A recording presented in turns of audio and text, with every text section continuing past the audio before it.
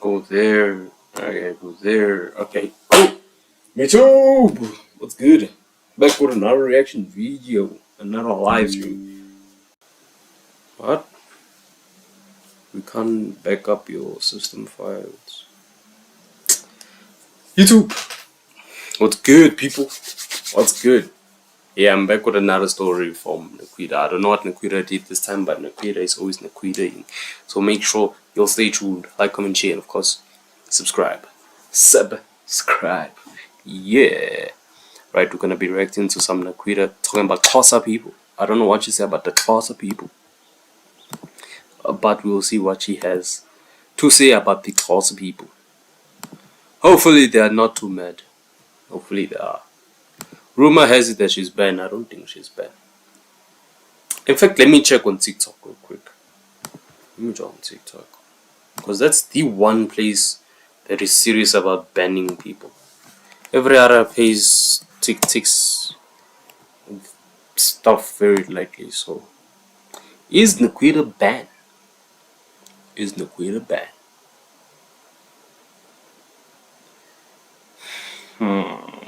Let us see. First French word that comes to mind. Poisson. Poisson. Poisson. Like, I didn't know now. Shit, man, just... Man. Je suis désolé. Shut up. I was trying to pause the video, but instead we had to witness that horrible nonsense. Let us see.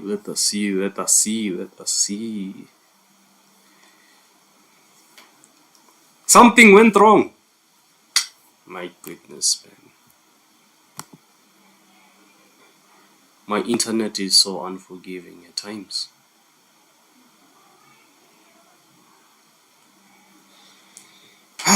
Bro, 2000 years. You see, she's not banned. She's not banned. Rumor had it that she was banned and she's not banned. Man. This is clickbait, but it's fine. We've already fell for the clickbait. We might as well just finish the clickbait.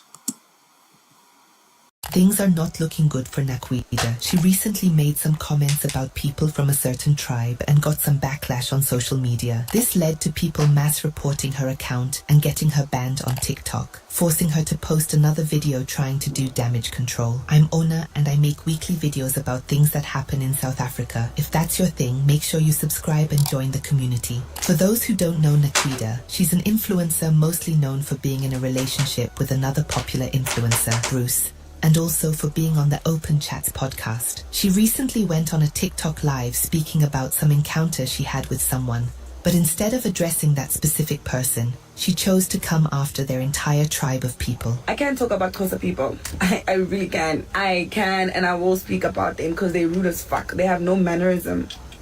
In the live, she says all of these people... They're rude as F. I mean, for you to say that about a collective, for a community, that's offside, bro. That is offside. But because we have the freedom of the speeches of the freedom, whatever it is, the consequences shall consequence. Because they're rude as fuck. They have no mannerism. In the live, she says all of these people are rude and they don't have mannerisms, which she got roasted for in the comments because that's not how you use the word. Mannerism. Okay. This is someone that claims to know English, but okay. Hey, you know what? That didn't come from me. I didn't say that. I did not say that. Shit. It's already on the internet. There's no going back from that. It's fine. You'll see them. They're gonna start spamming, speaking in Xhosa right now. Watch.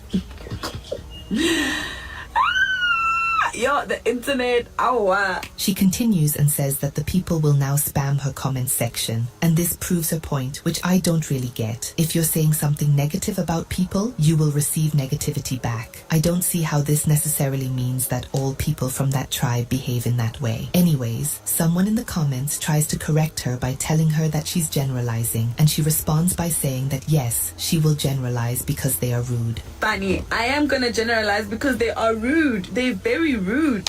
Like, they are so rude. I've never met one nice Xhosa lady in my life that's very kind. I have never. And you're gonna start talking now. You'll see. You'll start talking rubbish. Exactly what I'm saying. Watching this, I honestly thought either she is very ignorant or she just doesn't know what generalizing is. Obviously, once this reached the public, they did not take it well. It was reposted on TikTok and the comments were attacking Naquueda. Damn! Thank you for reporting. Shit. Comments in my videos, but unfortunately, I don't understand most of these because they are not English. Please translate for us in the comments if you do understand. All this outrage eventually led to people taking action and reporting Naquueda's account. Someone on TikTok posted a video in response to this, pointing out that people should report her because what she said is tribalism. It's serious, Lendo. Beduna is serious, Lendo. Masizumzekelo ngo-1 umuntu. Even if you are not Xhosa, if you are against tribalism, report la account Naquueda on Instagram, on TikTok, una YouTube channel on that. There's Facebook. By the way, guys, if you're enjoying the video, please click. Hey, when your haters arrive, they arrive for real, bro. You decided to make yourself trend. And it's for something bad. You and the open chats community have something going hand in hand of saying something bad just to trend. Don't understand. On that. There's Facebook. By the way, guys, if you're enjoying the video, please click the like button. It's free and it also helps the channel grow. Anyways, she says that it is a serious matter and should be addressed. She also says that if Naquueda goes on to the Open Chats podcast and continues to spread such things, they will report the podcast and also demands an apology. And if the They should. Is celebrating 500 days since receiving its official government license from the government of South Africa. this girl continues, I la podcast yabo up in a platform for Xhosa anyeleke again. We are reporting la podcast yabo. We deserve a public apology from this girl. I don't care about it's not going to be sincere. Magasebenze the same platforms she used to to apologize.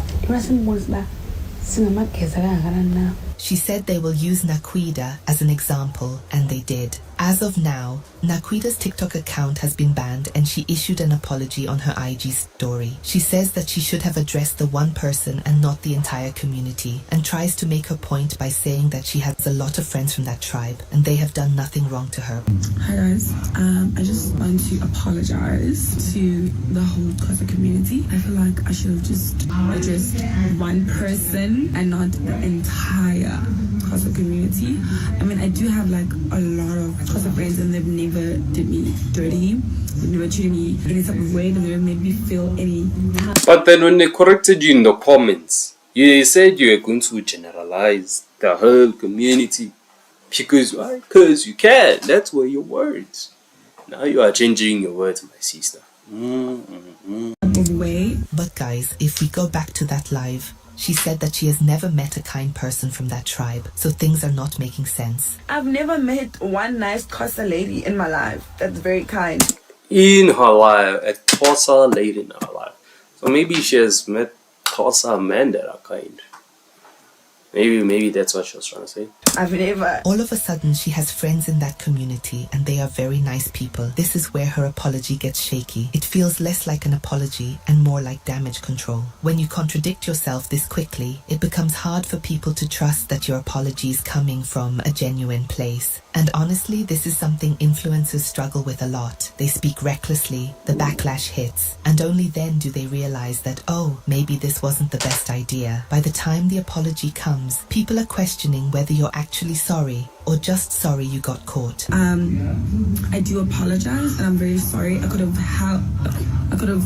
dealt with it in a better way. I could have just said, this person or this person. You get what I'm saying? I should have never included or involved everybody. You know, I really do take accountability for this, like I said, and I'm very sorry about it. And yeah, I think I kind of did mess up and I could have done better. But I am here apologizing to everybody that felt a certain way about me and everybody that felt like I was wrong. And I'm very sorry and I really do apologize. She then apologizes and says that she should have never generalized, but she was warned during that live about generalizing, and she doubled down and said, yes, I will generalize. So now it's awkward because she's apologizing for something she was very confidently doing 24 hours ago. It's hard to convince people you regret something when, in the moment, you were proudly defending it. The first time I got introduced to Naquueda was through her beef with Seema from spreading humors, and ever Same here. If it wasn't for that beef with Seema, honestly, wouldn't know who she was. Unless, I think I would have known because of Bruce. Yeah, because of Bruce. But yeah, continue. since then, everything I've seen of her includes drama and controversy. You look 50. From a she look like a shopping queen. You look 50. With that body, you don't impress me. Have you seen your face? Have you seen your face? Even with this more recent drama with Seema, it seems she is always involved in some negativity. Though I will say in this case, Seema was out of hand when she said that Naquueda has some kind of condition. I don't know. I think she needs help, shame. Mentally. Why do you think that? Have you met her? No. I understand internet beef, or just beefing with someone in general, but trying to say someone is mentally ill just because you don't like them is a bit weird. One of the other hosts asked her if she's just saying this from her experience with Naquueda online, and she said yes, which doesn't make sense really. Man, I don't think, like, personality disorder, something. And you picking this up from what? From online? From just seeing your things online? I think there was just no comeback from her side, and she decided to make it about mental health, which is out of hand. But anyway, my point is that there seems to be a trend of Naquueda just saying negative things online, or just things that are, quite frankly, not that smart. There's a clip I saw where she's telling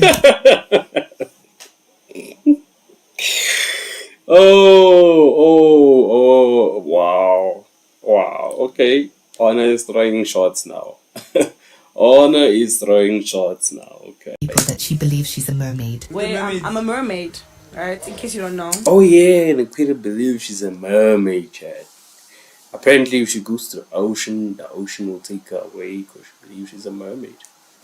Apparently. Yeah. Mermaid? Yeah. What do you mean? Always swimming. What do you mean you're a mermaid? Apparently, if I go into the ocean, like the sea, I'll never come back. I'm gonna be eaten by a snake, and then I'm gonna be eaten by a snake, and then my spirit is gonna live with my ancestors in the ocean. And obviously, she got cooked by the internet for that. Oh my gosh, they even put a mermaid tail on her. But what is Naquueda saying for real, bro? Technically, she's saying if she touches the beach, it's over for her, bro. So you might as well also turn into a mermaid and swim away, bro. Or should I say, and fish away, bro. God damn. She got cooked by the internet for that.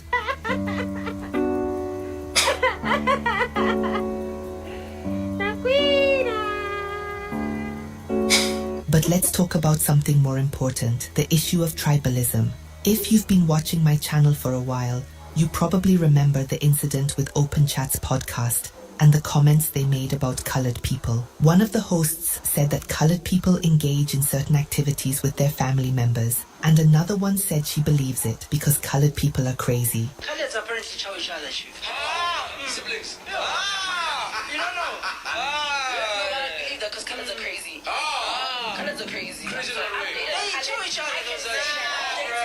And this is where the real problem is. When people with platforms speak this recklessly, it normalizes harmful stereotypes. It creates an environment where saying, all people from this group behave like this, becomes casual conversation instead of something to immediately challenge. And because many of these influencers are young, unfiltered, and surrounded by friends who won't correct... This is why is the black people. Bro, black people always hate each other, bro. And so you ask, why are the white people doing better? Why the whites? Because the people like them, they still want to go up against each other for what? To prove what? You just want to say something about the right people. Bro, the black, everyone has their own personality. Just because they are from the same tribe or whatever the case is, you think they're all the same. And because many of these influencers are young, unfiltered, and surrounded by friends who won't correct them, they end up reinforcing ideas that have real consequences offline. Somewhere at home, there is a little kid watching your live or watching your podcast who believes what you are saying, and they are going to go out there into the real world and repeat the same things. You can joke with your audience, but when the joke is pushing harmful stereotypes, it's time to wrap it up. But what do you think about this whole situation? And if you're part of the community she spoke about, how did this make you feel? Leave your thoughts in the comments. Thanks for watching. Wait, hold on. Done with Uber driving. What's going on with Uber?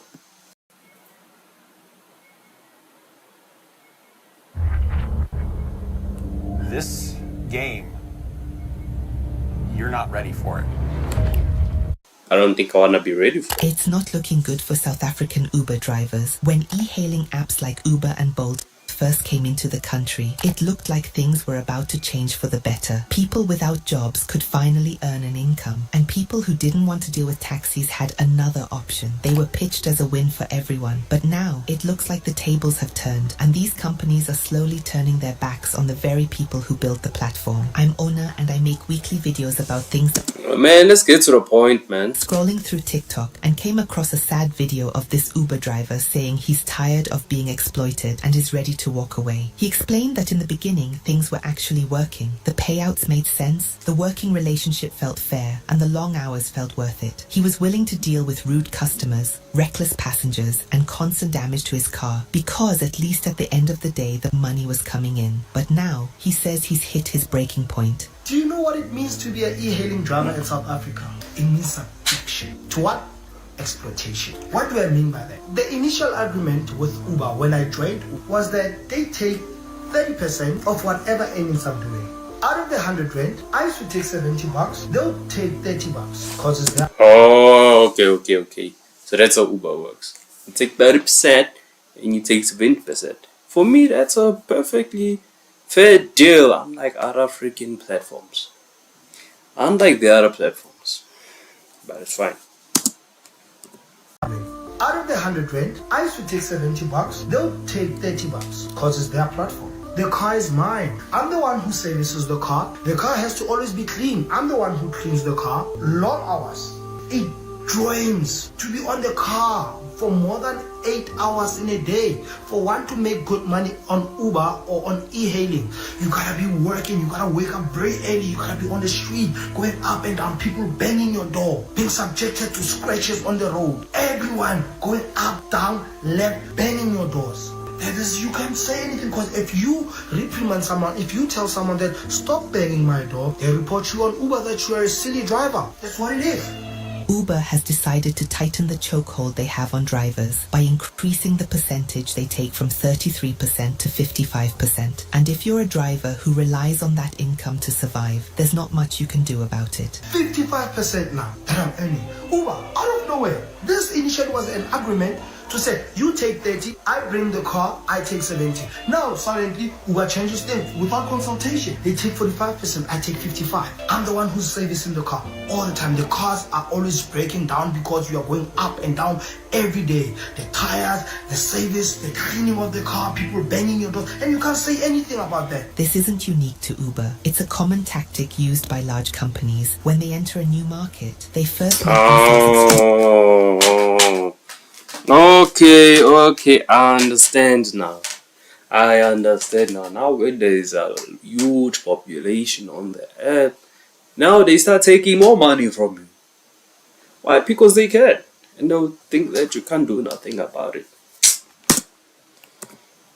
tactic used by large companies. When they enter a new market, they first make themselves extremely attractive. Lower fees and flexible rules. The goal is to pull in as many workers and customers as possible. Once they've become the big boys in the industry, that's when the rules start changing. Fees increase, and they start milking every coin they can from their customers. Think about what's happening with Takealot, for example. In the early days, it was marketed as an easy way for small businesses to reach customers all over the country. You'd see videos everywhere of people telling you to start selling on Takealot. But over time, fees went up, and many small sellers have openly said it's no longer profitable for them unless they have good margins. By the time people realize what's happening, they're already dependent on the platform, and leaving means starting from zero. The crazy thing is, Uber already works with a massive advantage, guys. They don't own the cars, they don't pay for fuel, they don't cover servicing, insurance, nothing. All of nothing, bro, nothing.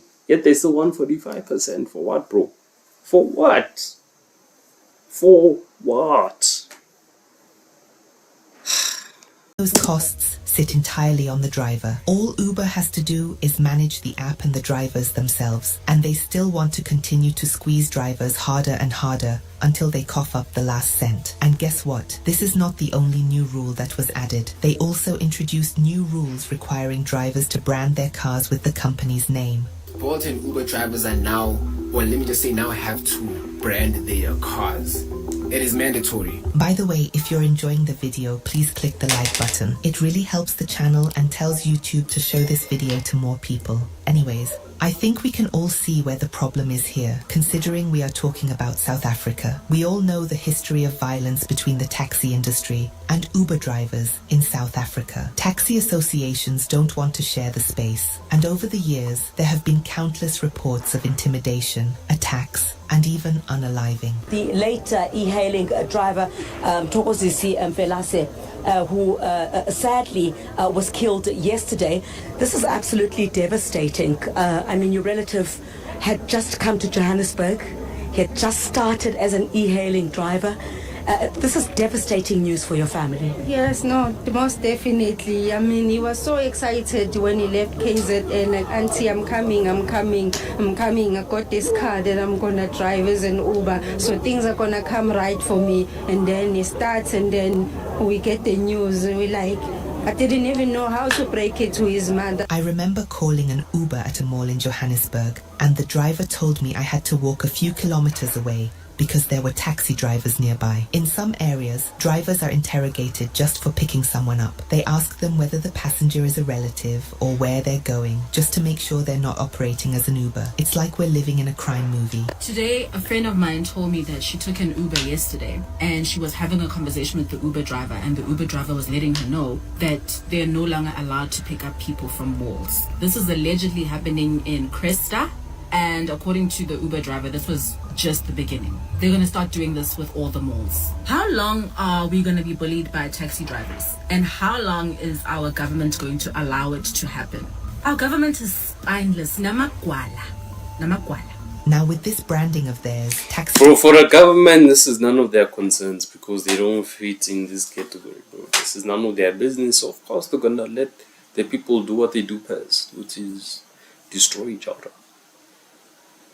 Whether or not we are from the same whether or not we are the same skin color, bro. Black people are just each other's ops, bro. That's all I can say. They are each other's ops, bro. No such thing as unity, bro. Spineless. Naquueda. Now with this branding of theirs, taxi drivers don't have to guess anymore. They don't have to stop cars or interrogate anyone. They can spot an Uber driver before the car even arrives. This only benefits the taxi association. You are making people moving targets. This is reckless policy engineering. The thing is, if you were dealing with sensible business people, it will be different. You are dealing with the taxi association. And the question is, what does Uber really gain from this rule besides brand recognition? Imagine going to a family function and arriving in a fully Uber branded car. What was supposed to be a side hustle now follows you everywhere. Your personal life, your safety, and even the people around you are tied to a brand you don't own and can't control. The guy in the video explained that continuing to work under these conditions wouldn't just put him at risk, but anyone who borrows his car as well, a sibling, a friend, a partner. They would all become visible targets simply because Uber wants you to have their name on your car. Now it's the new laws. They say you must brand your car. It's no longer my car. It's free marketing for Uber. Everywhere where I go, everybody's gonna see that this is an Uber car. It's not Uber's car, it's my car. Why is it branded Uber? What am I getting out of that? Nothing. Me going up and down, even when I'm not on Uber, even when I'm not working, people are gonna see that car as an Uber car. What do I get out of that? Nothing. Instead, you know what? Damn, bro. That's heartbreaking, bro. Less safety. You see the guys that are on the streets, it's now a great time for them to target us. Even when my mom is driving that car, she's a target. If my girlfriend, my brother, if any one of my siblings drive my car, they're a target. They get shot, they get burned, and nobody says anything about that. It's so sad, mate. I quit. I'd rather go do my painting jobs. I've got other companies to focus on. But the exploitation of Uber, I can never. When you step back and look at the entire business model of Uber and Bolt, it becomes clear who they designed it for. Being an Uber driver is sold as a career, but it's definitely not something someone chooses to do long term. It targets people who are desperate, unemployed, or running out of options. People who tell themselves, I'll just do this for now, hoping that one day they'll earn enough to move on to something better. And the system works because people don't have many alternatives. They just hope that they'll be one of the few who manage to make it out. Do you know what I used to do? I used to go shoot with the bros, maybe $1 something. Then I drop them all off. Then if I drop, let's say Aaron is the last person I drop, I drive like 3 streets away, then I switch on the app. But then I was like, look where you are now. Yeah, facts, but it's all like, see, part of the plan. Yeah, but that part of the plan, bro, doesn't work for everyone, bro. Everybody can be like, nah, I'm working here temporarily. It's part of the plan. You're gonna end up working there forever. Or you might end up quitting and starting at zero again, bro. It's tough out here. It's honestly tough. But anywho, that is all for today. For those that are seeing me on YouTube, that is all for today. Gonna end it there, and of course, I'll be back tomorrow or whenever. Yeah, I don't want to make any promises because things tend to happen and then I'm unable to stream and then it's chai. But yeah, make sure you like, comment, and subscribe, and of course I'll be seeing you on the next one.